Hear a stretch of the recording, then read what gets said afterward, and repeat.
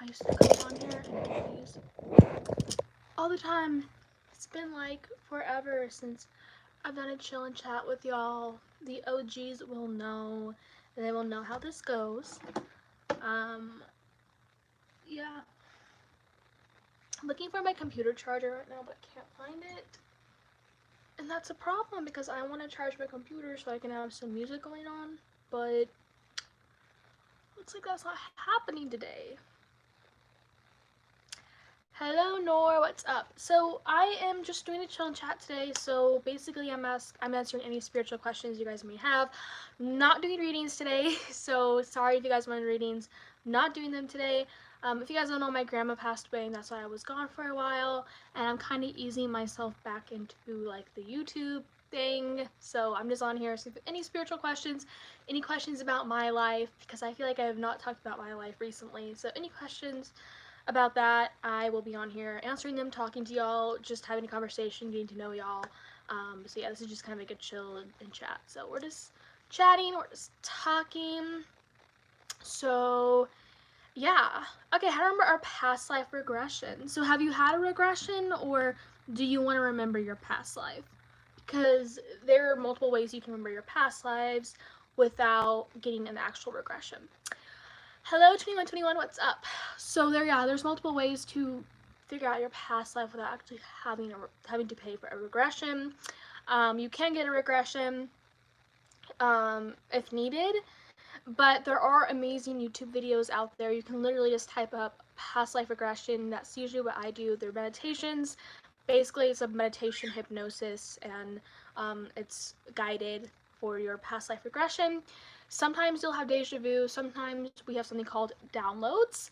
So sometimes you'll be somewhere and you'll be like, I've been to this place before, and that may be somewhere that you've dreamt about, or you've either been there in a past life. Sometimes sense can trigger past lives.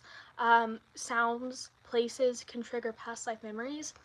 And one of the most common ways you can tell who you were in your past life is actually by your astrology chart, by your natal chart, by something called your North Node. So if you look into your North Node, it can tell you a lot about your past life and your mission in this life to get rid of your past life's karma, if that makes sense. So yeah, if you haven't already looked into your natal chart is a really great way to get to know yourself a little better, and especially get to know about the more mystical things about you. So I really do recommend that. And there's more ways as well too. You can actually get a professional regression if you want to do that. They are a little pricey, but you can get professional regression. I haven't gotten those yet. And yeah, there's really great ways to tell. Also, a lot of people have obsessions with certain periods in time. There's a lot of people who may have an obsession with the ancient Egyptians. A lot of people who may have an obsession with the Greeks or the Romans. Some people may have an obsession with the 60s or the 50s or the 20s. That could be a possible past life as well. If you have such an obsession with it, such a connection with a certain time era, that could be a sign that you were in a past life. I used to be obsessed with ancient Egypt when I was little, and I actually had a past life in ancient Egypt, and I had a past life, I believe it was in the French countryside. So yeah, those were the only past lives I can remember as of now. Wait, no, and I can also remember my starseed life, so I can only remember 3 past lives as of now. But I know I probably have more than that because um, that could definitely, you know, be something, right? If you have an obsession with India, for sure, that could be, you could be from India when you were younger. Not younger, I mean, when your soul was younger, when you had your recent past life. Like, it doesn't have to be like your most recent one, it can be a past life, like your first past life. Basically, the subconscious, the soul, if you're getting a past life regression, is going to bring up the most hurtful, most karmic past life, okay? So, yes, I am not doing readings today, guys. I'm super sorry. I'm easing myself back into the YouTube world. If you guys don't know, my grandma passed away. I'm going to keep saying this as people come in.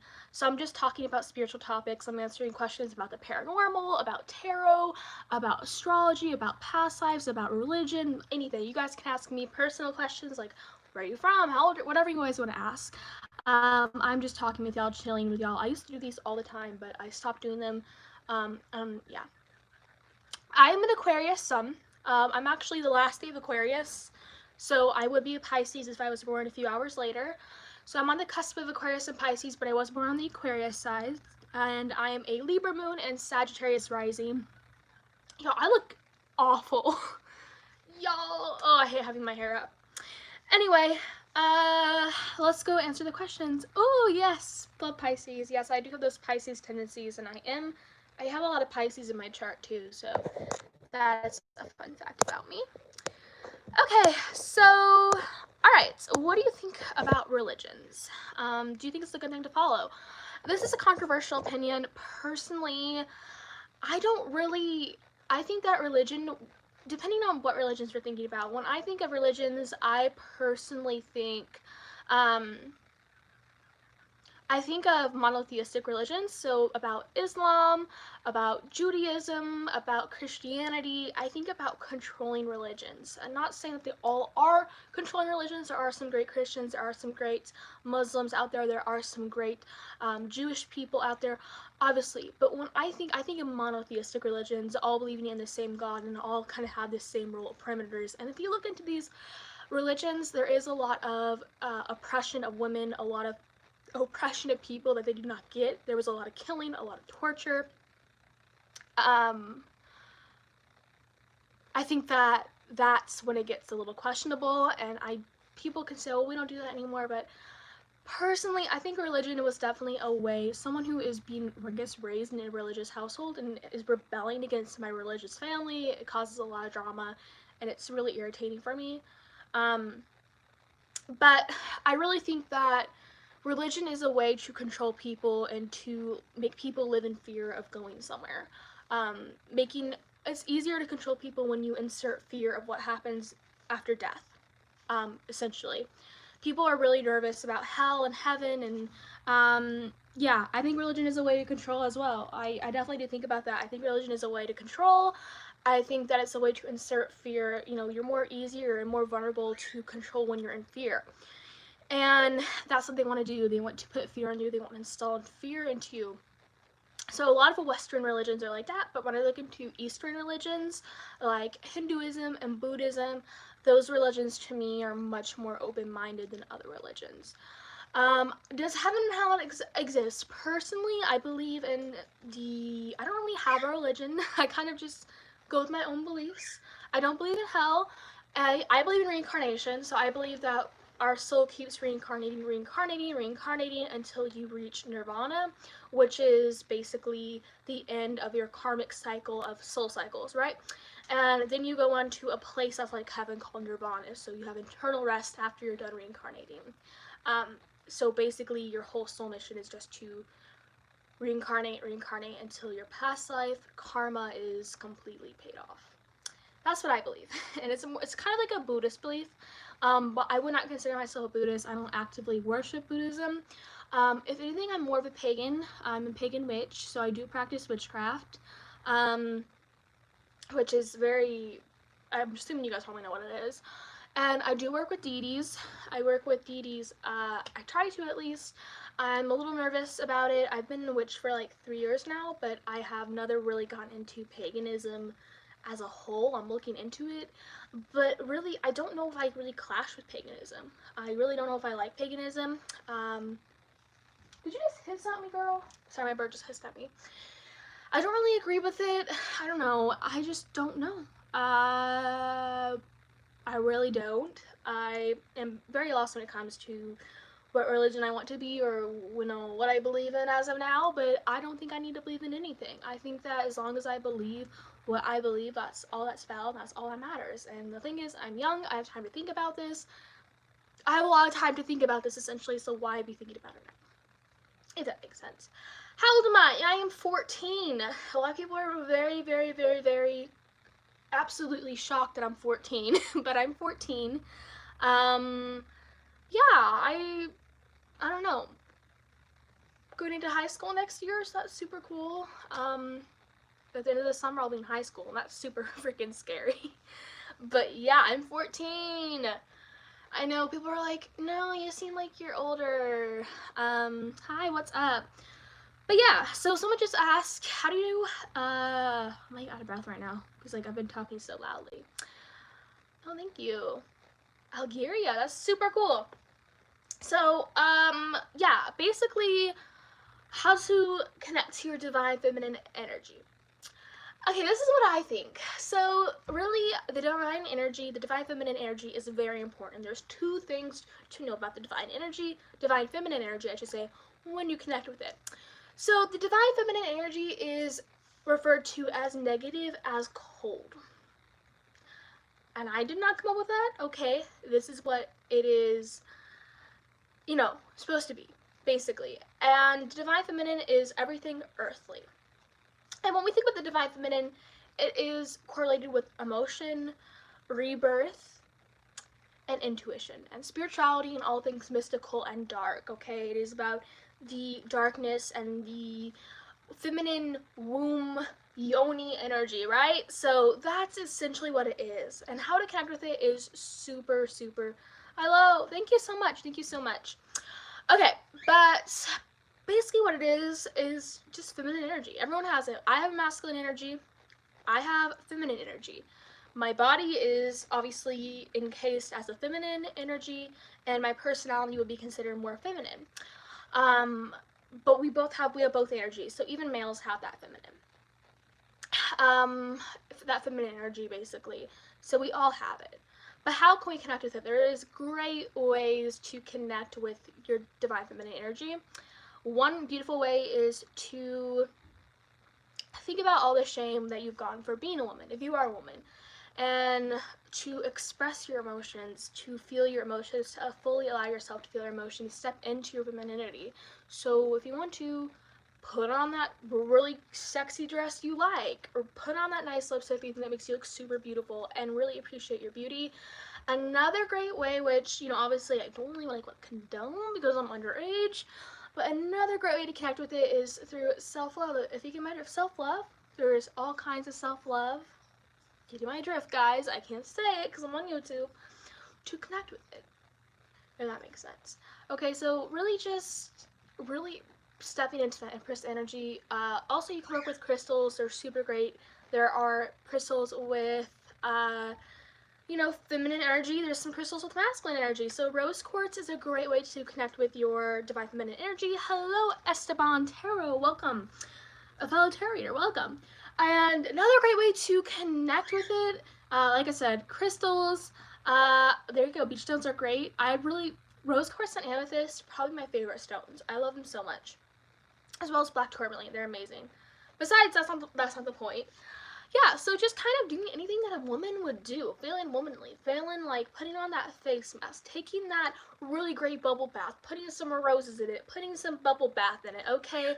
Really just enjoying that beautiful feminine energy, okay? Making yourself feel feminine, amazing.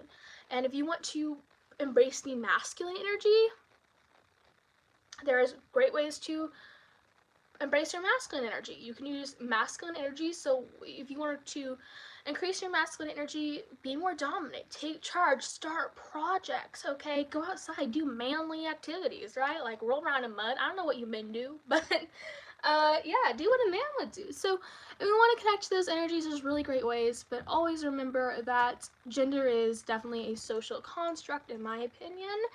And that you can be both energies. You can be both ways. You can be a woman with a masculine energy, and you could be a man with a feminine energy. What? Are you going? No, he left me open. But he said he'd come. Alright.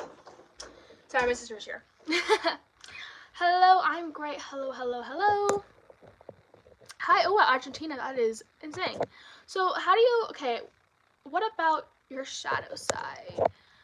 Do you have any tips for doing shadow work? Okay, so shadow work is very important, especially when it comes to starting off on your spiritual journey. I really recommend that everyone start off with shadow work whenever you're getting into any kind of spiritual practice. Really get into your shadow work, even if you're not spiritual. It's really, really helpful. It really helps you heal and embrace the trauma that you've been through and learn from your trauma. It's really great and really help you process the trauma that you've been through. Shadow self is anything that you've suppressed. There are different types of people, different types of, how do I say shadow people, but shadow sides, alright? There really is, there's different types.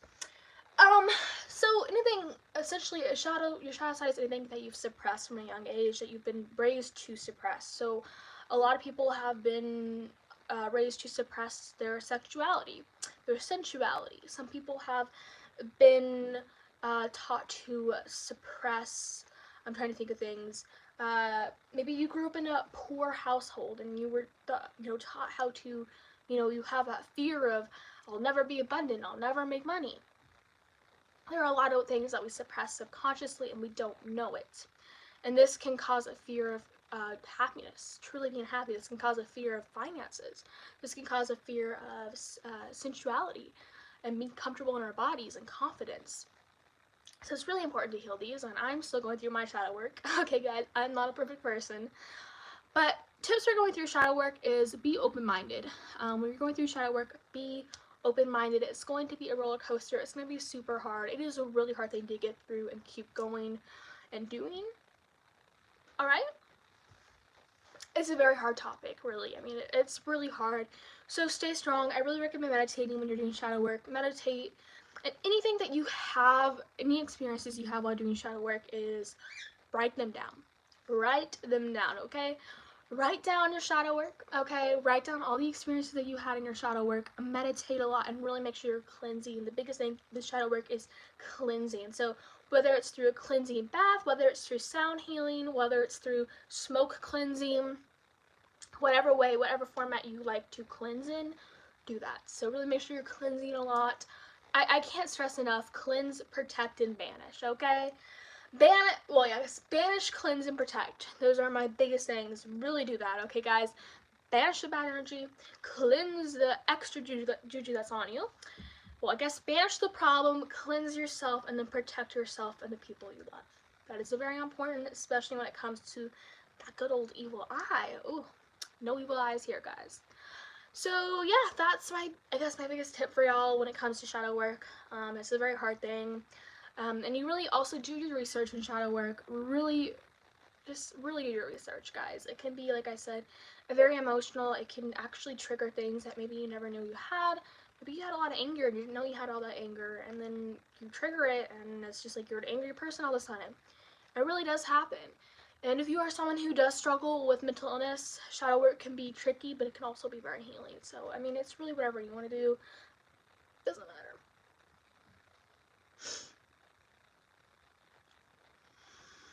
Alright, is there any more questions, guys? I am not doing readings, Monica. Sorry, girly. But, yeah, so that is my questions that you guys had about spirituality, anything about that. But, honestly, I love you guys. I love this conversation. I'm going to wait to see if anyone else has any questions. Anyone else have any questions? Because if we don't have any more people with questions, then I'll pop off. But yeah, like, I don't know what I want to talk about. There's so many great things to talk about as far as spirituality goes. You guys have some questions for me. Again, I may not know your answer to everything. I am not a spiritual guru. I'm not a spiritual teacher. But I know a good bit because I've been around for a while researching this stuff. Honestly, I think I started researching it when I was like around 10. I was into chakras when I was like 10. So I've been looking into this kind of stuff for a while. So I know a bit about it, not a lot. I know a bit. Okay, so how to tune with frequency of something you want to manifest. Really great ways is so if you want to manifest money, then listen to the money frequency. So when you're going to bed and you want to manifest that stuff, listen to those frequencies. Listen to the music with those frequencies. So if you want to manifest love, listen to a love frequency, go to bed with that playing, because you're obviously, when you're sleeping, your subconscious mind is taking over and your ego basically goes to sleep. So your subconscious mind is picking up on those waves and taking that in, and it's manifesting in your daily life because your subconscious mind is manifesting it, and your subconscious and your ego are connected. So really, when you're going to bed, listen to those frequencies. You could wear crystals that are tuned with those frequencies. Again, if you want to, attract love, wear some rose quartz. If you want to attract money, maybe some green aventurine, okay? Maybe some fluorite to really get that abundance. If you want to manifest protection, some shungite, some black tourmaline, some obsidian will be great. And meditations, there's meditations to get yourself in the money mindset or in the love mindset or in the protection mindset, whatever you want to manifest. There are so many meditations, great guided meditations on YouTube here. So I would recommend that. Okay guys, I'm gonna go ahead and get off. I got things to do. This is a really quick live stream, but I hope you guys enjoyed it. I love you guys so much. Bye my babes.